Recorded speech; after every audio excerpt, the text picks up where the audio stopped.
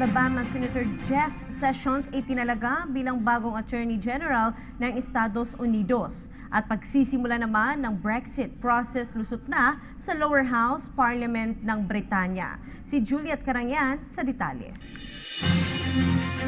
Lusot na si Alabama Senator Jeff Sessions bilang bagong talagang Attorney General ng Estados Unidos. Sa botong 52-47, inaprubahan ng US Senate ang appointment ni Sessions. Ikinatuwa naman ni Senate Minority Leader Chuck Schumer ang reaksyon ng mga mamamayan ng Amerika sa mga itinalaga ni US President Donald Trump.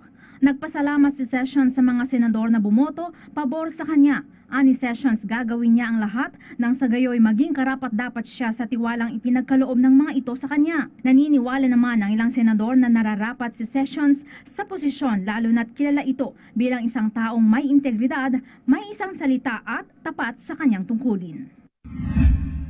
Samantala, pasado na sa lower house parliament ng Britain ang hiling ni Prime Minister Theresa May na simulan na ang proseso para sa Brexit o pag-alis ng Britanya sa European Union. Walang kahirap-hirap na naipasa ito sa House of Commons kung saan nasa 474 ang bumoto pabor dito habang nasa 122 naman ang kumontra. Matapos nito ay agad itong dadalhin sa House of Lords para naman sa pinal na desisyon. Umaasa si Prime Minister May na maipapasa agad ito sa House of Lords nang sa gayoy tuluyan ng makalabas ang United Kingdom sa EU.